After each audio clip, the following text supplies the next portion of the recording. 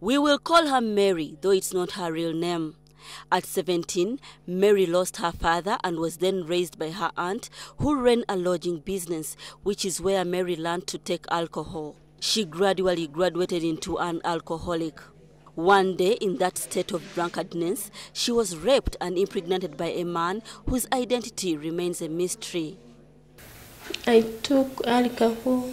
They drugged my beer, and I don't know how I took it at her place. This worsened her drinking spree. Her aunt threw her out of her home, forcing her to take to the streets, where she soon began trading as a sex worker. Fortunately, she found her way to this rehabilitation center, the Uganda Youth Development Link, where she's trying to quit alcoholism and prostitution, substituting it with hairdressing. She's not alone. Many of the girls here are victims of alcoholism.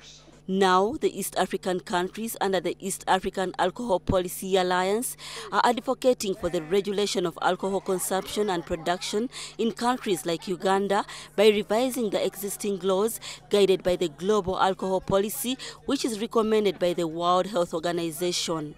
When we talk of regulating alcohol, we are talking about drunken driving and the harm arising out of that. We are looking at issues of violence. We are looking at issues of when should we sell alcohol and when should people drink alcohol. It also advises the sellers in a bar, when should you sell alcohol? Because there are people who are already drunk and are still asking and demanding for alcohol.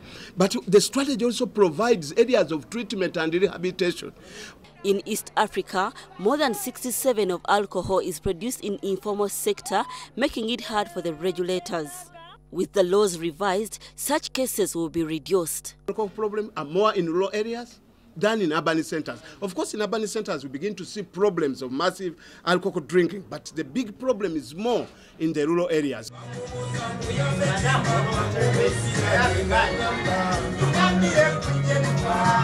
But the proposal to review the laws has not been welcomed by those who enjoy their bottle. If God said that there is that alcohol is not supposed to be in earth, you are supposed to stop that alcohol because he's the one to stop everything. He's the one ahead of us. Yeah? It creates friendship between people. Very good. Whereby people gather together, they talk on very important issues. No si Rwanda, ate si Sudani. Omwenge tulina okuba tulima na Uganda, tetulubagwira ensi yaffe. Tulina okweyagala nga bwe kyetaagisa. Kenya is the only country in East Africa that has formulated and implemented an anti-alcoholism policy and law. Irene Namialo, NTV.